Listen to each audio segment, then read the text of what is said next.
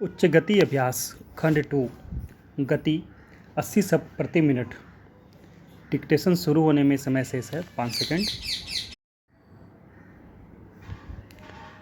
Ready start. आदरणीय महानुभावों, 26 जनवरी 1950 को हमारे गणराज्य की स्थापना हुई थी, जो हमारे संविधान निर्माताओं द्वारा बनाए गए लोकतंत्र के सिद्धांतों पर आधारित है। इसके बाद के इन 50 वर्षों का समय हमारे देश में विकास का समय रहा है। लंबी दास्तां के बाद भारत का दुनिया में एक स्वतंत्र राष्ट्र के रूप में उदय इस बीच की सबसे अधिक रोमांचकारी घटना है। संसार के इतिहास में भारत की आज़ादी के संघर्ष जैसी इससे पहले कोई दूसरी मिसाल नहीं मिलती। इस मौके पर मुझे अपने उन करोड़ों देशवासियों की याद आ रही है, जिन्होंने देश की आज़ादी के लिए भारी मुसीबतें सही थी और बड़े से बड़े बलिदान दिए थे। मैं उन्हें बड़े आदर के साथ अपनी श्रद्धांजलि अर्पित करता हूँ। मुझे अपने उन नेताओं की राजनीतिक कुशलता और दूरदर्शिता की भी याद आती है, जिन्होंने हमारे संविधान का निर्माण किया और देश को प्रगति और विकास के लिए दिशा दी। हमारे संविधान में हमारी युगों पुरानी परंपराओं और मान्यताओं के गुण मौजूद हैं, जिससे वह देश में समाजवाद, धर्मनिरपेक्षता और लोकतंत्र को कायम रखने का महत्वपूर्ण साधन है। हमें अपनी इस राजनीतिक प्रणाली का लाभ पिछले 50 वर्षों से भी अधिक समय से मिल रहा है। हमारे देश के लोग बहुत ही सूझबूझ और समझदारी के साथ शांति और प्रगति के मार्ग पर मजबूती के साथ आगे बढ़ रहे हैं। मैं उन्हें बधाई देता हूँ।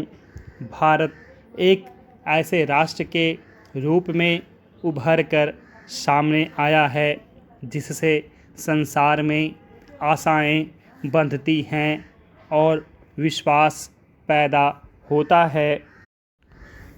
पिछले वर्ष आज के दिन जब मैंने आपके सामने भारत द्वारा हासिल अनेक कामयाबियों का जिक्र किया था, तब से हमें और भी अनेक उपलब्धियां मिली हैं, जिनके आधार पर हम इस बात का दावा कर सकते हैं कि निर्धनता के विरुद्ध हमारी लड़ाई सही तरीके से और ठीक दिशा में चल रही है।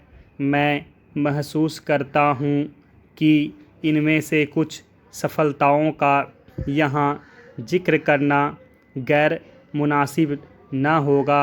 मुझे पूरी उम्मीद है कि हम और भी ज़्यादा विश्वास के साथ तरक्की की राह पर आगे बढ़ते रहेंगे। आर्थिक विकास के मुख्य सूचक इस बात की गवाही देते हैं कि सामाजिक न्याय के साथ विकास को दृष्टि में रखते हुए हमने आर्थिक विकास की जो बुनियादी नीति तैयार की है, उसके उत्साहजनक परिणाम निकले हैं। हमारे लिए यह गर्व की बात है कि पिछले 3 वर्षों में देश के कुल उत्पादन में 5% वार्षिक की वृद्धि हुई है, जबकि संसार में आमतौर से आर्थिक रूप में विकास की दरों में कमी हुई और मुद्रा के फैलाव तथा बेरोजगारी में भारी बढ़ोतरी हुई। हमारी अर्थव्यवस्था रोजगार के अवसरों में महत्वपूर्ण वृद्धि के साथ साथ आगे बढ़ रही है, जो देश में श्रम शक्ति की वृद्धि की दर से कहीं अधिक है। हमने अब तक जो प्रगति की है वह विज्ञान और टेक्नोलॉजी में ठोस आधार तैयार करने के लिए की गई है। आदरणीय महानुभावों, सरकार की नीति का उद्देश्य तेजी के साथ आत्मविश्वास पैदा करना, स्वदेशी विज्ञान और टेक्नोलॉजी को बढ़ावा देना, बाहर से आयात की गई टेक्नोलॉजी को मुनासिब तरीके से अपनाना और यह देखना रहा है कि टेक्नोलॉजी ही का अंतरण कुशलता के साथ प्रयोग के लिए हो। परमाणु, अंतरिक्ष और सागर विज्ञान संबंधी खोजों में हमने जो कामयाबियां हासिल की हैं वे इस बात का जीता जागता सबूत है कि हमने जो रास्ता चुना है और जिस ईमानदारी और पक्के इरादे के साथ हमारे वैज्ञानिकों ने काम किया है वह निश्चय ही प्रशंसनीय है।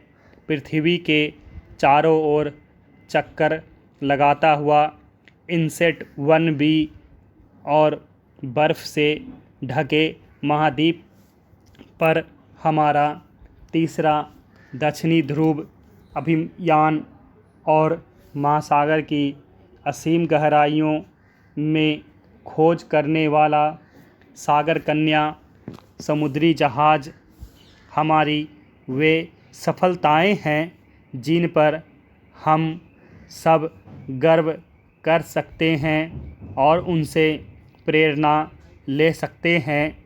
कृषि के क्षेत्र में भारत ने भारी प्रगति की है। उम्मीद है कि इस वर्ष में हमारी खरीफ और रबी की फसलों की पैदावार पिछले सभी वर्षों से बढ़कर हो जाएगी। औद्योगिक क्षेत्र में हमारा एक ठोस बुनियादी ढांचा तैयार हो गया है जिसकी सहायता से हमने औद्योगिक क्षेत्र में भी भारी प्रगति की है। हमारी अर्थव्यवस्था के लिए एक बहुत महत्वपूर्ण बात यह है कि खनिज तेल के उत्पादन और उसे साफ़ करने की दृष्टि से हमारी आत्मनिर्भरता बढ़ती जा रही है। हाल ही के वर्षों में जिस गति के साथ हमारे कार्यकलापों में वृद्धि हुई है उसे और भी ऊंचे स्तर पर लगातार बनाए रखने की ज़रूरत है। मैं खेतों, कारखानों, प्रयोगशालाओं, शिक्षा संस्थाओं, सरकारी दफ्तरों और सभी जगह काम करने वाले देशवासियों से अपील करता हूं कि वे और कड़ी मेहनत और पूरे उत्साह के साथ काम करें। हम ज़रा सा भी समय नष्ट नहीं कर सकते क्योंकि हम गरीबी, भूखमरी, बीमारी और अज्ञानता के विरुद्ध संघर्ष कर रहे हैं। मैं देश के कुछ भागों में हो रही अशांति की कुछ घटनाओं का भी जिक्र करना चाहूँगा। जिस प्रकार से देश में हिंसा की घटनाएं घट रही हैं और जिस तरह से आंदोलन चलाए जा रहे हैं उन पर मुझे गहरी चिंता है। लोकतंत्र में हिंसा का कोई स्थान नहीं है। मुझे यह देखकर दुख होता है कि धर्म के नाम पर हिंसा का सहारा लिया जा रहा है। मैं फिर इस बात को दोहराना चाहता हूँ कि दुनिया में कोई भी ऐसा मामला नहीं होता जो शांतिपूर्वक बातचीत के जरिए न सुलझाया जा सके। दूसरे धार्मिक विश्वासों के प्रति आदर और दूसरे लोगों के प्रति सहनशीलता हमारी प्राचीन परंपराएं रही हैं। देश के दूर दराज के इलाकों की अपनी यात्रा के दौरान मुझे लोगों के जीवन में भाईचारे और प्रेम भावना के दर्शन हुए हैं। अपने संकीर्ण उद्देश्यों के लिए इस भावना को नष्ट नहीं किया जाना चाहिए, क्योंकि ऐसा करने से बड़ी मुसीबतों के साथ हासिल की गई हमारी आज़ादी खतरे में पड़ जाएगी। स्टॉप।